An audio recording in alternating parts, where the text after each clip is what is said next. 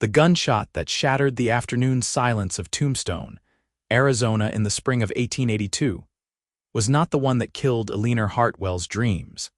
But it might as well have been, because the moment she saw Marcus Devereux standing over her father's body with a smoking revolver in his hand and a cruel smile on his lips, she understood that the man she had trusted with every secret of her heart had been her enemy all along. Eleanor had met Marcus 2 years prior when he arrived in Tombstone claiming to be a silver investor from San Francisco, dressed in fine clothes that made him stand out among the dusty miners and cowboys who populated the boomtown. Her father, Samuel Hartwell, owned one of the most profitable silver claims in the area, and Marcus had approached him with promises of expanding the operation, of bringing in modern equipment and making them all wealthy beyond imagination. Samuel, a widower who had raised Eleanor alone after her mother died of fever when she was just a child, was a trusting man who believed in the goodness of others. He welcomed Marcus into their home, into their business, and into their lives. Marcus was handsome in a polished way, with dark hair slicked back, and a manner of speaking that suggested education and refinement. He paid attention to Eleanor, bringing her books from the city, complimenting her intelligence, and listening when she spoke about her dreams of one day opening a school in Tombstone for the children of miners who had no access to education.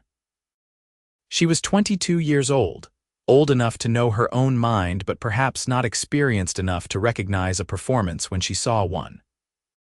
When Marcus asked her father for permission to court her 6 months after his arrival, Samuel gave his blessing enthusiastically, and Eleanor accepted his attentions with genuine affection. The courtship lasted a year, during which time Marcus became indispensable to her father's business operations.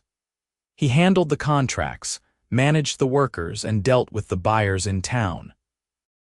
Samuel trusted him completely, even going so far as to make Marcus a partner in the mine, signing papers that gave him joint ownership of the claim.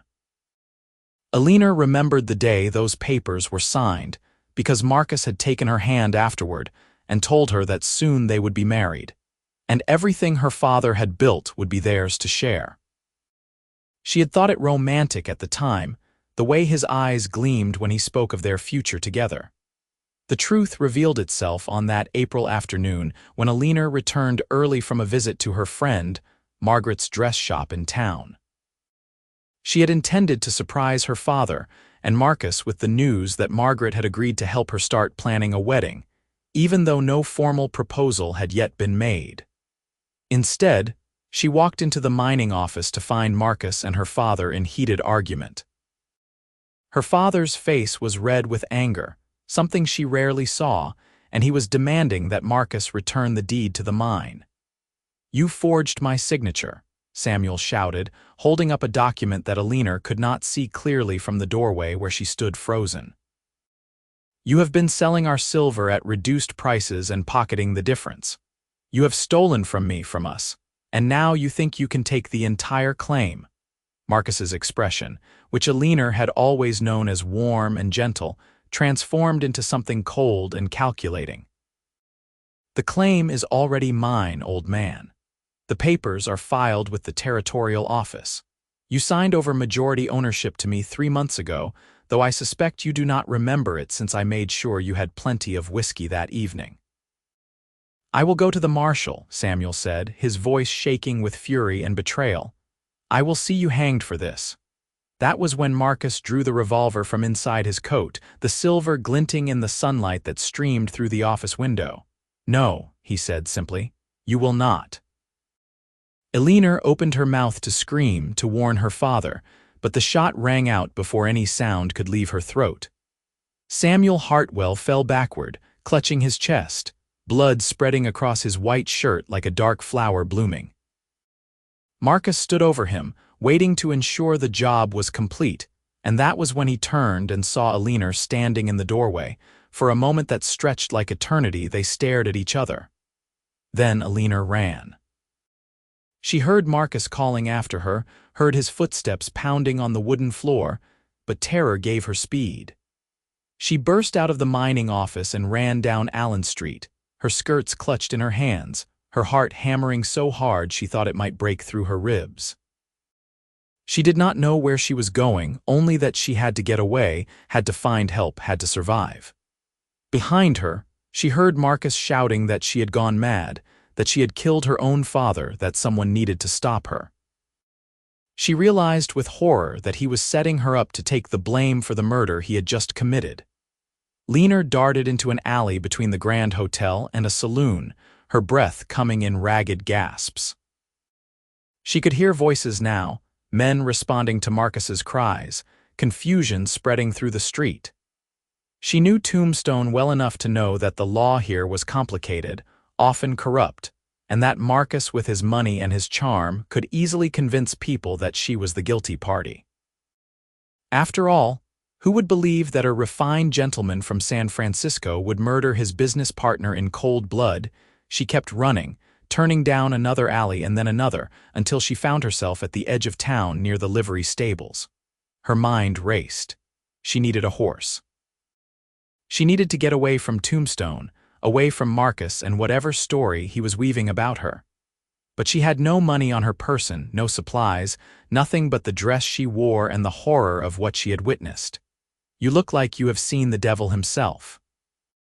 The voice came from beside the stable, low and calm, with a slight drawl that marked the speaker as someone who had spent his life in the West, rather than the cities of the East. Eleanor spun around and found herself facing a man who sat on a wooden bench, a tin cup of coffee in one hand. He was tall, she could tell even with him sitting, with sun-weathered skin and light brown hair that needed cutting. He wore the practical clothes of a working cowboy, worn denim pants, a faded blue shirt, scuffed leather boots, and a hat that had seen better days. His eyes were a striking gray blue, and they watched her with an intensity that was not unkind but certainly alert. A gun belt hung at his hip, but his hand was nowhere near it. "I need a horse," Eleanor said, her voice coming out desperate and broken. "Please, I need to leave town right now." The man took a slow sip of his coffee, his eyes never leaving her face. "Running from something or running to something?" "From," she said honestly, because there was no time for lies. "Please, I have no money, but I will find a way to repay you. I just need to get out of Tombstone." "And if I help you, am I aiding a criminal?" he asked, but his tone suggested he was genuinely asking, not accusing. "I am not," Eleanor said, stepping closer, her hands clasped together. "But there is a man who will say I am, and he has just committed murder, and I am the only witness, and I do not know who will believe me." The cowboy set down his coffee and stood up. He was indeed tall, over 6 feet, with broad shoulders and the kind of lean strength that came from hard work rather than leisure. "That is quite a story compressed into one breath," he said. He studied her for a moment longer, and Eleanor felt certain he was deciding whether to help her or turn her over to whoever might be looking for her by now. Then he nodded once, as if coming to a conclusion. "Name is Garrett Cole. I have got a horse already saddled because I was about to leave town myself. You can ride with me until we are clear of this place, and then you can explain the whole story properly."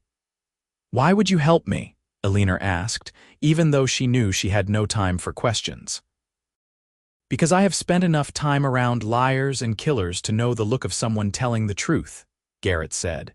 He walked past her into the stable and emerged moments later leading a large chestnut horse with a white blaze on its face. "Come on.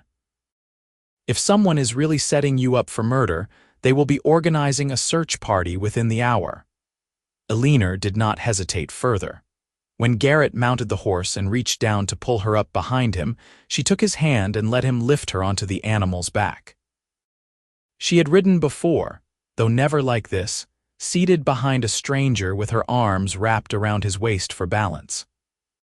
The horse moved into a steady trot as they left the stable, and Garrett guided it not down the main street, but along the back paths that led out of town toward the rocky hills beyond. They rode in silence for the first 20 minutes, Eleanor clinging to Garrett and looking back over her shoulder repeatedly to see if anyone was following. The landscape around Tombstone was harsh and beautiful at once, all red rocks and sparse vegetation, with the Dragoon Mountains rising in the distance.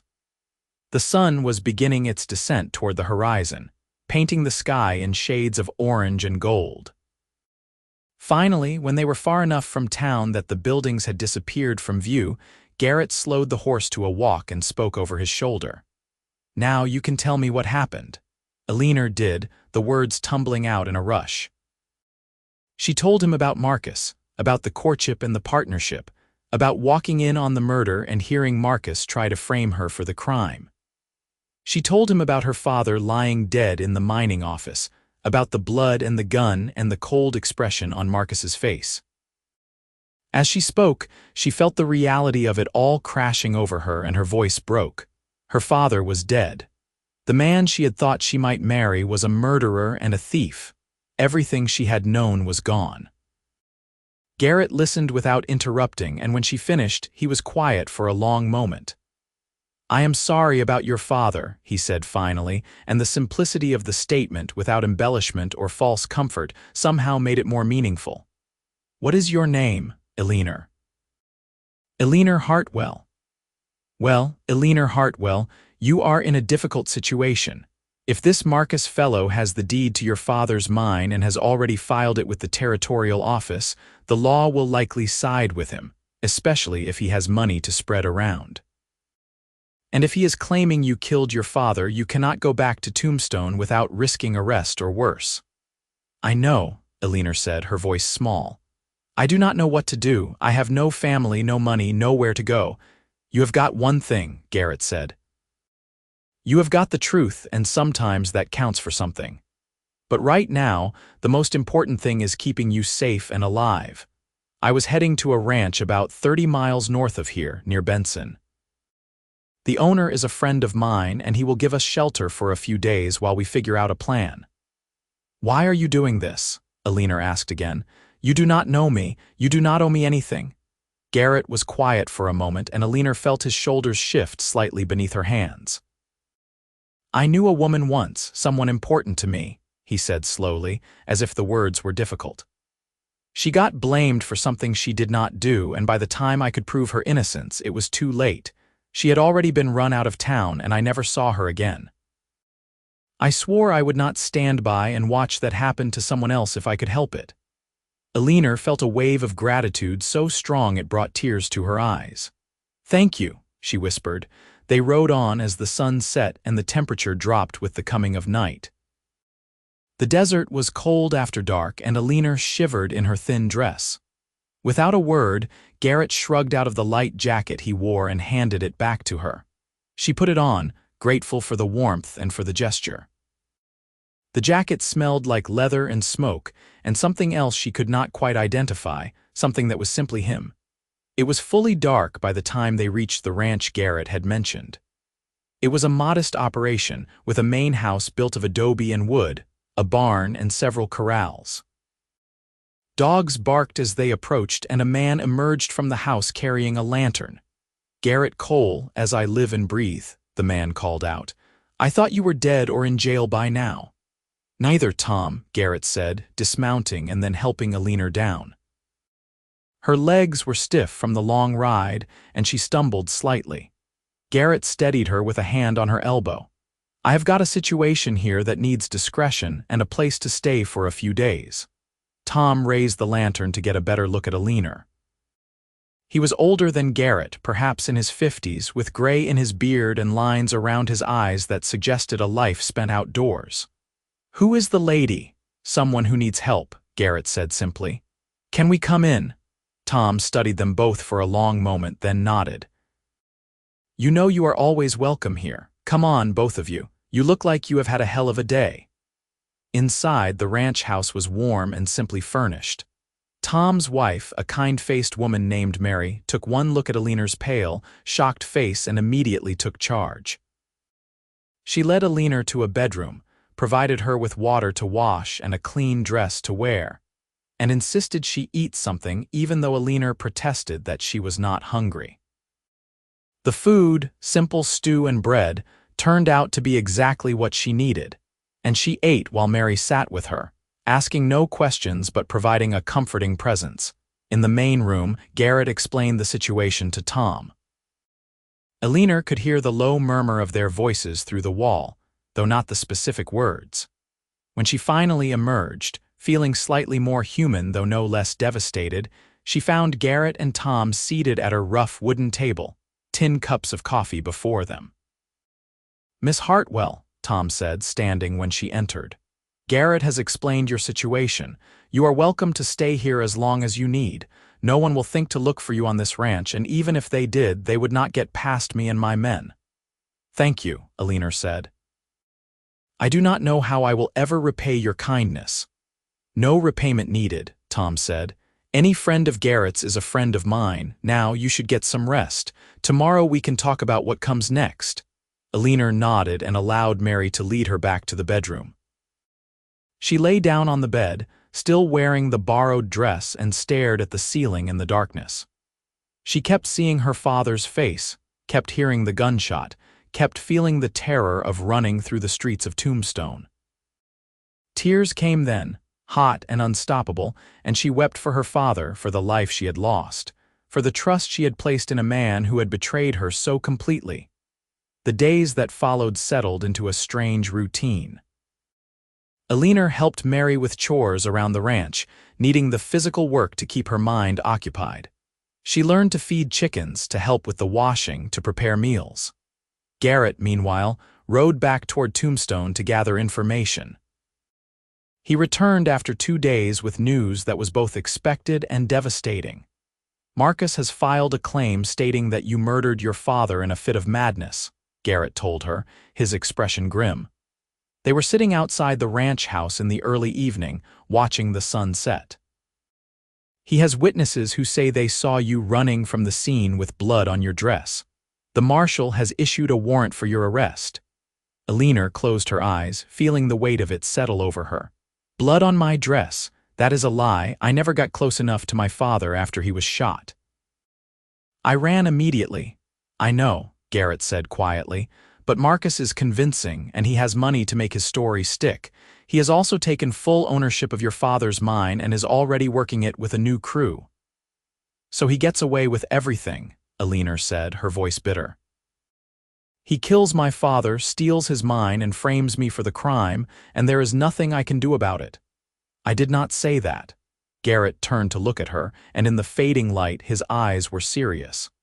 "I said that is the situation right now, but situations can change. We just need evidence, something concrete that proves Marcus is lying and that you are telling the truth." "What kind of evidence?" Eleanor asked. "I am the only one who saw what happened." "Maybe not," Garrett said. "I have been asking around quietly and I found out something interesting. One of the miners who worked for your father, a man named Jack Porter, quit the day before the murder. He left Tombstone in a hurry and did not collect his final wages. That seems odd to me." Eleanor sat up straighter. "I remember Jack. He was a good worker, been with my father for over a year." "Why would he leave without his wages?" "That is what I intend to find out," Garrett said. "Tom heard that Jack was last seen heading toward Benson. If I can track him down and get him to talk, he might know something that could help us." "Let me come with you," Eleanor said immediately. Garrett shook his head.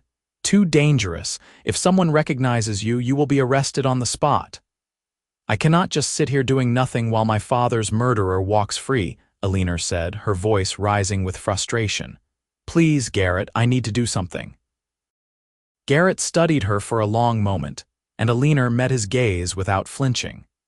She had come to know him over the past few days, had watched the way he treated Tom and Mary with respect, the way he was patient with the horses and thoughtful in his speech. He was nothing like Marcus with his polished charm and hidden cruelty. Garrett was direct and honest, saying what he meant and meaning what he said. It was refreshing, and Eleanor was beginning to realize, deeply attractive. "All right," Garrett said finally, "but you need to disguise yourself.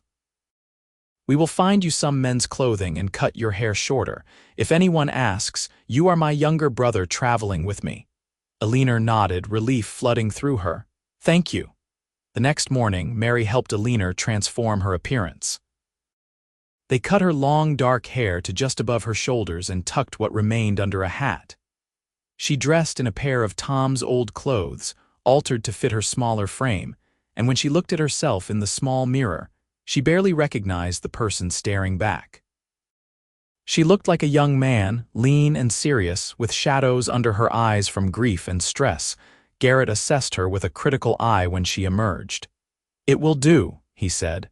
"Just keep your head down and let me do the talking." They set out on horseback, with Eleanor riding a smaller mare that Tom provided.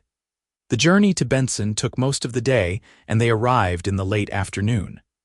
Benson was smaller than Tombstone, a railroad town that served as a shipping point for cattle and ore. It was busy in its own way, with the constant noise of trains and the movement of men and goods. Garrett made inquiries at a saloon, buying drinks for a few men who looked like they might know the comings and goings of people in town. Eleanor waited outside, holding the horses and trying to look inconspicuous. She watched the street, her heart jumping every time someone glanced in her direction, but no one paid her particular attention. In men's clothing with her hair hidden, she was just another anonymous cowhand. Garrett emerged after about half an hour, his expression thoughtful. "Jack Porter is here," he said quietly as he took his horse's reins from Eleanor. "He has been working at a ranch east of town, the Circle K. We can reach it before full dark if we ride now." They followed the directions Garrett had been given, and just as the sun was setting, they arrived at the Circle K ranch. It was larger than Tom's place, with several buildings and numerous cattle visible in the pastures. Garrett asked one of the ranch hands for Jack Porter, and they were directed to the bunkhouse. Jack Porter was a man in his 40s, stocky and weathered, with nervous eyes that darted to Eleanor and then away. When Garrett introduced himself and asked if they could speak privately, Jack's nervousness increased. "I do not want any trouble," Jack said, stepping outside the bunkhouse and looking around as if expecting someone to be listening. "We are not here to cause trouble," Garrett said. "We just need to ask you some questions about Samuel Hartwell and his mine." At the mention of the name, Jack's face went pale. "I did not have anything to do with what happened to Sam, I swear it. I left before all that." "Why did you leave?" Garrett asked, his voice calm but firm. Jack hesitated, then seemed to deflate. "Because Marcus Devereux told me to. He paid me $50 to quit and get out of town without saying anything to anyone. I needed the money, and I did not want to cross him. I saw the way he operated, the way he was cheating Sam on the silver sales. I kept my mouth shut because I needed the job, but then Marcus said he did not want me around anymore and I was happy to go." Eleanor stepped forward, unable to stay silent. "You knew he was stealing from my father." Jack's eyes widened as he looked at her more closely, seeming to see past the disguise. "Miss Eleanor, is that you?" "Yes," she said, pulling off the hat so he could see her face clearly. "Jack, my father is dead. Marcus killed him and is blaming me. If you knew he was stealing, you need to tell someone. You need to help me clear my name." Jack looked stricken. "I am sorry about Sam. He was a good man, but I cannot help you. If I go back to Tombstone and testify against Marcus, I am a dead man. He has got connections, dangerous men who do his dirty work."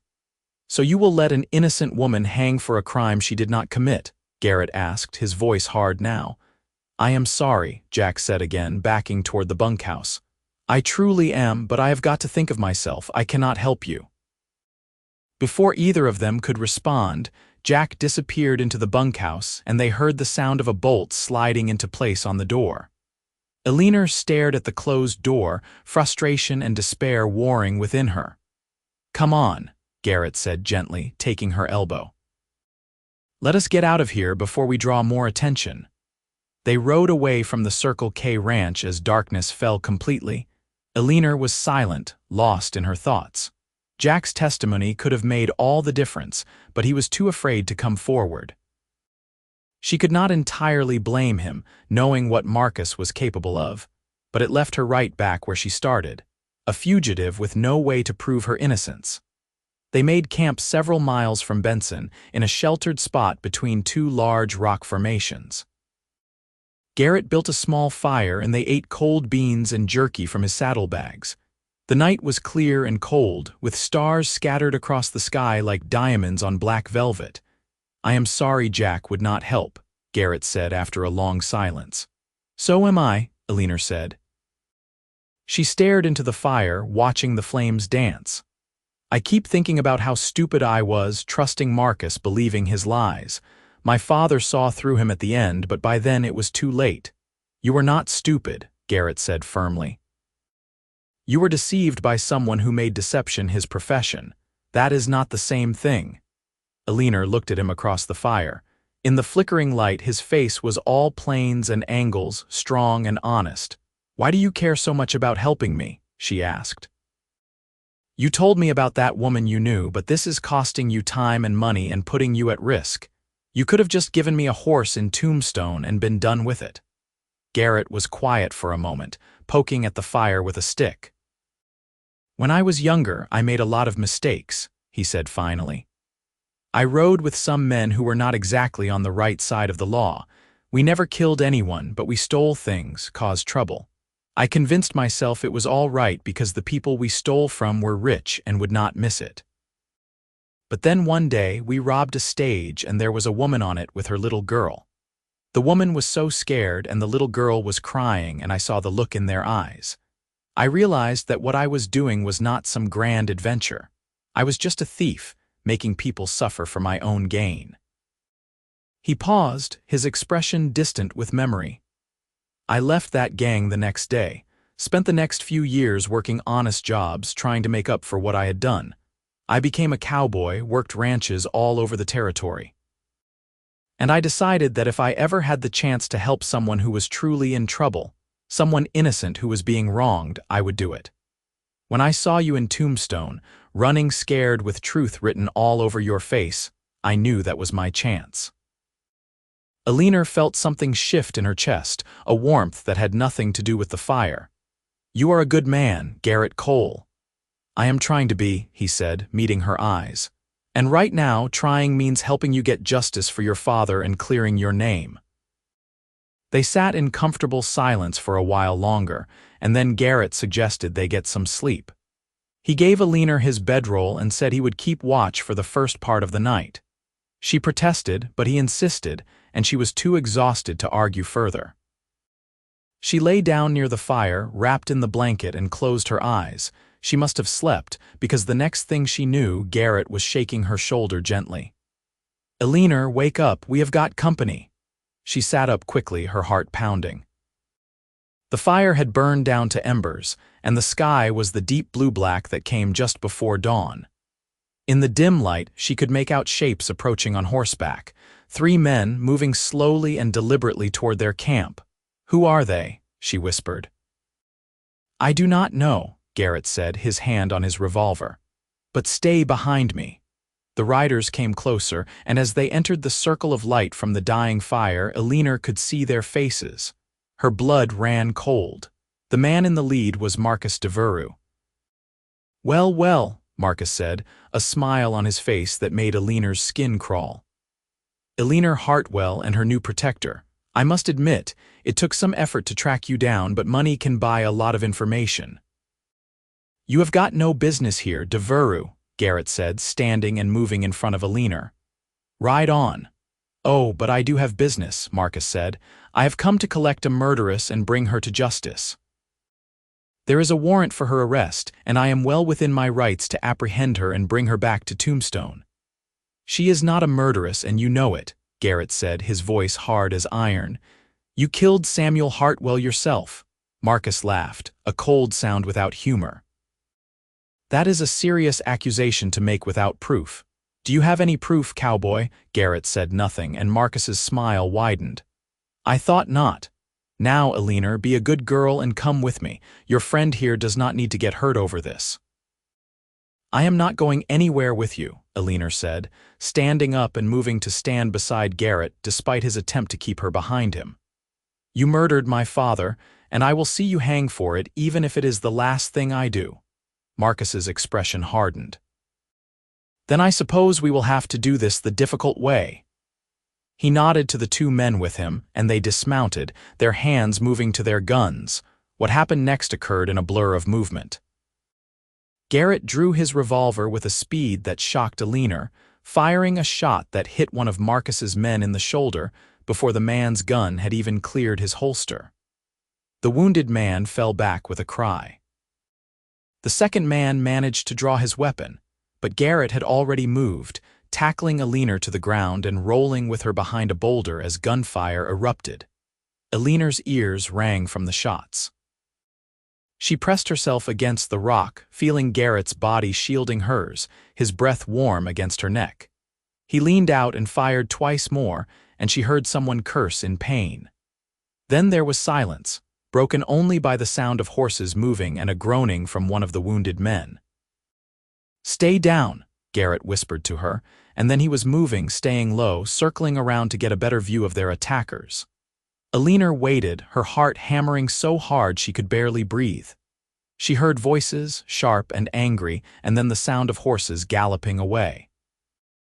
Garrett returned a moment later. "They are gone," he said, helping her up. "Marcus and one of his men rode off. The other one is wounded pretty badly." He gestured to where a man lay on the ground near the remains of their fire, clutching his leg and moaning. Eleanor looked at the wounded man and felt no sympathy. He had come to help Marcus, had been willing to kill her or Garrett or both to accomplish his goal. But as she watched Garrett kneel beside the man and examine the wound, she saw the difference between him and the men who served Marcus. Garrett was checking to see how badly the man was hurt, even though that man had just tried to kill him. "You will live," Garrett told the wounded man curtly, "but you are going to tell us everything you know about Marcus Devereux and his operation." The man, pale with pain and fear, nodded quickly. "I will talk. Just help me. Do not leave me out here to die." What they learned in the next half hour was damning. The wounded man, whose name was Pete, had been hired by Marcus along with several others to do various illegal jobs. He confirmed that Marcus had indeed killed Samuel Hartwell, that it had been planned for weeks, and that Marcus had been systematically stealing from the mine for months. He also revealed that Marcus had paid off the territorial judge who had approved the ownership transfer of the mine, ensuring that even if Eleanor came forward, she would face a legal system rigged against her. "Why are you telling us this?" Eleanor asked. "Why betray Marcus now?" Pete looked at her with eyes dulled by pain. "Because he left me here to die, did not he? Soon as things got tough, he ran and left me behind. I do not owe him loyalty anymore." Garrett fashioned a rough bandage for Pete's leg and then tied him to a tree, leaving him with a canteen of water. "Someone will find you eventually," Garrett said. "Or you can try to make it to Benson on your own once you have got your strength back." They took Pete's gun and horse and rode away as the sun rose over the horizon. Eleanor felt numb, processing everything that had happened. Marcus had tracked them down, had tried to take her by force or kill them both. It made the danger of her situation more real than ever. "We need a new plan," Garrett said as they rode. "Marcus knows where we are, or at least the general area. We cannot go back to Tom's ranch without potentially putting him and Mary in danger." "Where do we go then?" Eleanor asked. Garrett thought for a moment. "There is a U.S. Marshal I know, a man named Frank Hollies. He is based out of Tucson. If we can get to him and tell him everything, including what Pete told us, he might be willing to investigate Marcus properly. It is a long shot, but it is better than nothing." Tucson was over 70 miles away, a journey that would take days on horseback, but Eleanor could see no other option. They rode hard, stopping only when the horses needed rest and camping in remote areas where they were unlikely to be found. During those long days of travel, Eleanor found herself talking to Garrett more than she had talked to anyone in her life. They shared stories of their childhoods, their hopes, their fears. Garrett told her about growing up on a farm in Texas, about losing his parents to illness, about the years of drifting that had followed. Eleanor told him about her mother's death, about her father's determination to make a life for them in the silver boomtown, about her dreams of teaching children. As they talked, Eleanor realized that she was falling in love with him. It was not the calculated, performance-based affection she had felt for Marcus, but something real and deep and terrifying. Garrett was kind without being weak, strong without being cruel, honest in a way that made her trust him completely.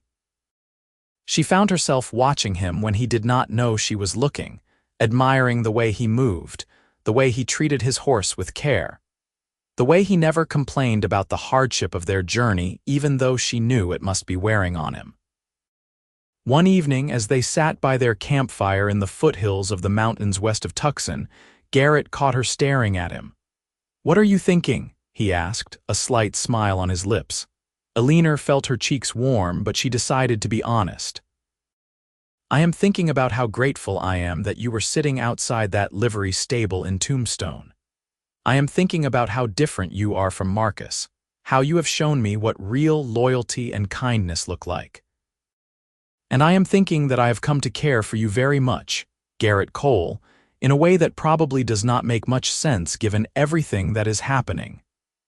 Garrett's smile faded, replaced by an expression of such tenderness that Eleanor's breath caught.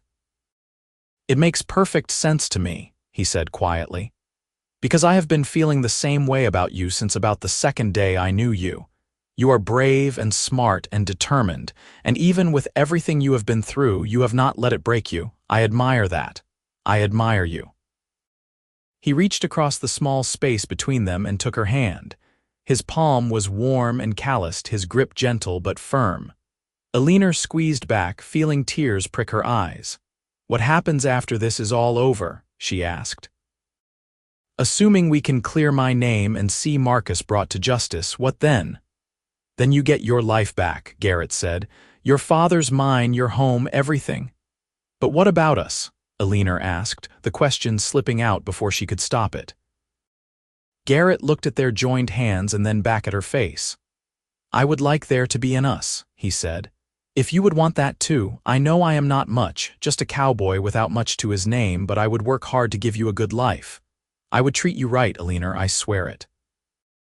"You are more than enough," Eleanor said, her voice thick with emotion. "You are everything." Garrett leaned across the fire and kissed her then, soft and sweet, his lips gentle against hers. It was Eleanor's first real kiss, and it felt like coming home, like finding something she had not even known she was looking for.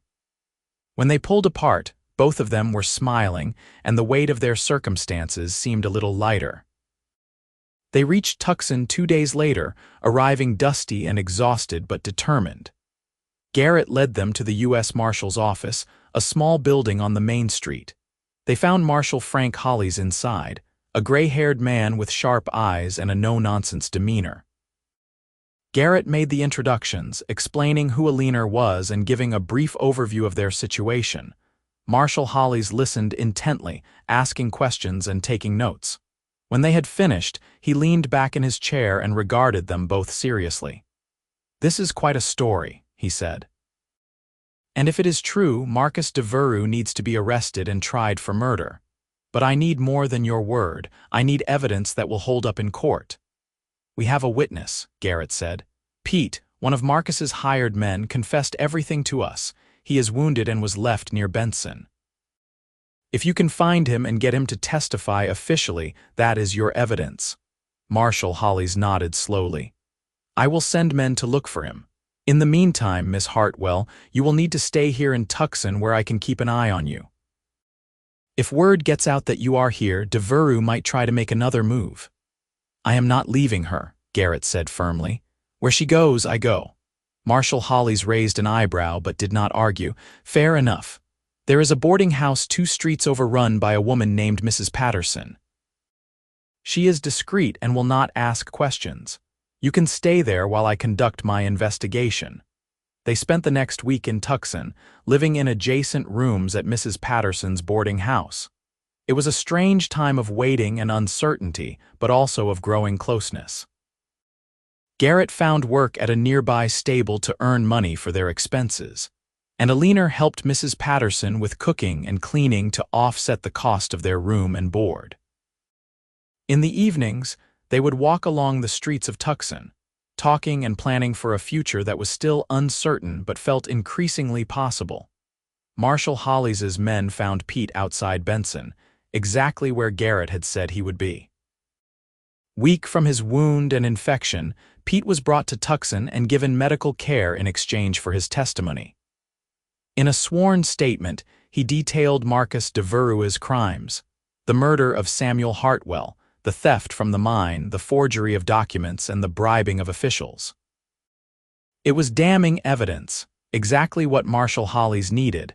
With Pete's testimony secured, Marshal Hollis assembled a small group of deputies and rode to Tombstone to arrest Marcus Devereux. He took Garrett with him, despite Eleanor's protests that it was dangerous. Garrett kissed her goodbye before he left, promising he would return safely, and she watched him ride away with fear clutching at her heart. The wait was agony.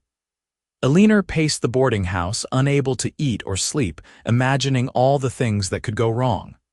Mrs. Patterson tried to comfort her, but nothing helped until, 3 days later, she heard the sound of horses outside and looked out the window to see Garrett dismounting in the street. She ran outside, not caring about propriety, and threw herself into his arms. He caught her, holding her tight, and she felt the tension drain from her body. "It is over," Garrett murmured into her hair. "Marcus is in custody. He will stand trial for murder and theft, and the territorial judge he bribed has been arrested as well. You are free, Eleanor. Your name is cleared." Eleanor pulled back to look at his face, searching for any sign of injury. He had a bruise on his jaw and looked exhausted, but he was smiling. "Tell me everything," she demanded. Inside the boarding house, over coffee and the dinner that Mrs. Patterson insisted on serving, Garrett told the story. Marcus had tried to resist arrest, barricading himself in the mining office with several hired guns. There had been a standoff that lasted hours, but eventually Marcus realized he was surrounded and outnumbered. He had surrendered, though not without making threats about lawyers and connections. But with Pete's testimony and the evidence of the forged documents, Marcus's fate was sealed. "The mine is yours again," Garrett told Eleanor. "The deed has been returned to your name, and the silver that Marcus stole has been recovered. You are a wealthy woman, Eleanor Hartwell." Eleanor shook her head slowly. "The mine does not matter. I mean, it does, because it was my father's legacy, but all I care about right now is that justice has been done. My father can rest in peace, and Marcus will pay for what he did." "He will hang," Garrett said quietly. "The trial is a formality at this point. There is too much evidence against him." Eleanor felt a grim satisfaction at that news. She was not a vengeful person by nature, but Marcus had taken her father from her, had tried to destroy her life. He deserved to face the consequences of his actions. Over the following weeks, Eleanor returned to Tombstone for Marcus's trial. Garrett stayed by her side throughout, a steady presence as she testified about what she had witnessed. The trial was swift, the verdict guilty on all counts. Marcus was sentenced to hang, and the execution was carried out 2 weeks later. Eleanor did not attend, choosing instead to visit her father's grave and say a proper goodbye. With Marcus gone and her name cleared, Eleanor faced a decision about her future. She owned a profitable silver mine, had money in the bank, and could do anything she wanted. She could stay in Tombstone and run the mine herself, hire a manager and move elsewhere, or sell the operation entirely. What she knew with absolute certainty was that whatever she decided, she wanted Garrett to be part of it. They were sitting on the porch of her father's house, which had been returned to her along with all her possessions, watching the sunset paint the sky in shades of red and gold. Eleanor took Garrett's hand and said, "I have been thinking about what to do with the mine." "And?" Garrett asked, his thumb rubbing gentle circles on the back of her hand. "I want to sell it," Eleanor said. "This place, Tombstone, it holds too many bad memories now. I want to start fresh somewhere new. And I want to use the money to do something good, something my father would have been proud of. I want to open a school, maybe in Tucson or another growing town, where children can get an education regardless of whether their parents can afford to pay." Garrett smiled, his eyes warm. "That sounds like a fine dream.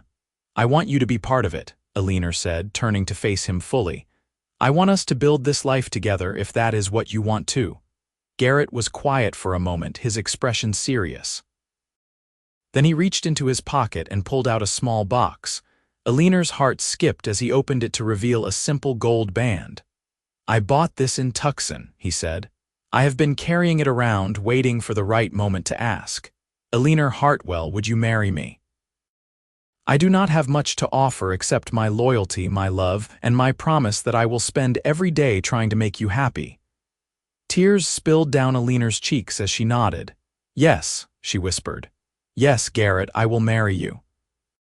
He slipped the ring onto her finger and then he kissed her, deep and passionate and full of promise.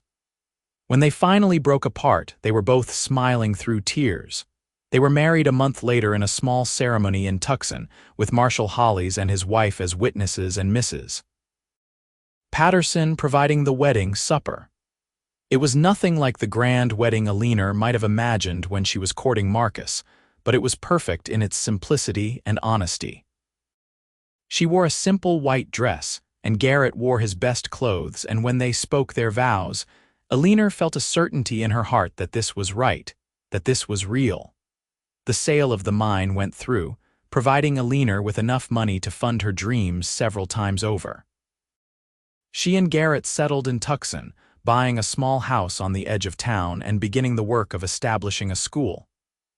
It took time and effort, but within a year, they had opened the doors to 30 students of all ages, teaching reading, writing, arithmetic, and history. Eleanor hired 2 other teachers to help with the workload, and Garrett managed the business side of things while also teaching the older boys practical skills like horsemanship and basic ranching. The school thrived, and so did their marriage. 2 years after their wedding, Eleanor gave birth to a healthy baby boy they named Samuel, after her father. Garrett was a devoted father, patient and loving, and watching him with their son made Eleanor fall in love with him all over again. 3 years after Samuel came a daughter they named Rose, who had her mother's dark hair and her father's gray-blue eyes. As the children grew, Eleanor would sometimes tell them the story of how their parents met, though she left out the most frightening details until they were older. She told them about betrayal and about loyalty, about how their grandfather had been a good man who was wronged but ultimately avenged. She told them about how their father had helped a stranger in need without expecting anything in return, and how that act of kindness had changed both their lives forever. On quiet evenings, when the children were asleep, and Eleanor and Garrett sat together on their porch watching the stars, Eleanor would sometimes think back to that terrible day in Tombstone when her world had fallen apart. She thought about how she had run, terrified and alone, not knowing if she would survive or if Marcus would succeed in destroying her completely. And then she would look at Garrett, at the life they had built together, at the good they were doing through the school, and she would feel overwhelming gratitude for the twist of fate that had put him in her path. "What are you thinking about?" Garrett would ask because he always knew when her mind was wandering. "I am thinking about how lucky I am," Eleanor would say. "How lucky we are." And Garrett would pull her close, kissing her temple, and say, "I am the lucky one. You trusted me when you had no reason to trust anyone. You let me prove that loyalty and love are real, not just words. You gave me a purpose, Eleanor, a reason to be the man I always wanted to be." They would sit like that, wrapped in each other's arms, 2 people who had found each other in the darkest of times and built something beautiful from the ashes of tragedy. Marcus Devereux had betrayed Eleanor in the worst possible way, had taken her father and tried to take her freedom. But in doing so, he had inadvertently led her to Garrett Cole, the cowboy who showed her what real loyalty looked like. As the years passed, the school expanded, eventually serving over 100 students. Eleanor and Garrett became respected members of the Tucson community, known for their generosity and dedication to education. Their children grew up strong and happy, Samuel becoming a teacher like his mother, and Rose studying law with dreams of becoming a judge to ensure justice for those who needed it. On their 20th wedding anniversary, Garrett surprised Eleanor with a trip back to Tombstone.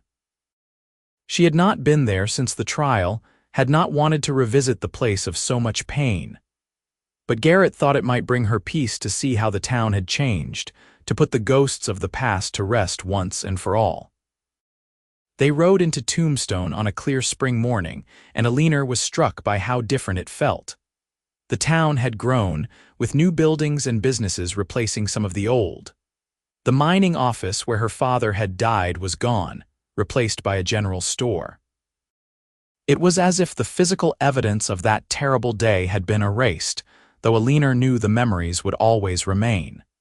They visited her father's grave, which Eleanor had maintained through a local caretaker over the years. She laid fresh flowers on the headstone and stood in silence for a long moment, Garrett's hand in hers. "I hope you are proud of what we have built, Papa," she whispered. "I hope you know that your death was not in vain, that good came from it in the end." As they rode away from Tombstone that afternoon, heading back toward Tucson and the life they had created together, Eleanor felt a sense of closure she had not known she needed. The past was the past, full of pain and betrayal, but it had led her to love and purpose and a future brighter than anything she could have imagined in those dark days of running and fear. Marcus Devereux had betrayed her, had shown her the worst that humanity could offer. But Garrett Cole had saved her, had shown her the best. And in the end, it was the best that had won, that had built a life worth living, that had proven love and loyalty were more powerful than any deception or cruelty. Eleanor leaned back against Garrett as they rode, feeling the steady rhythm of the horse beneath them and the warm strength of her husband behind her. And she knew with absolute certainty that she was exactly where she was meant to be, with exactly the person she was meant to be with, living exactly the life she was meant to live. The journey from betrayal to love had been long and hard, but every step had been worth it to arrive at this moment of perfect peace and contentment.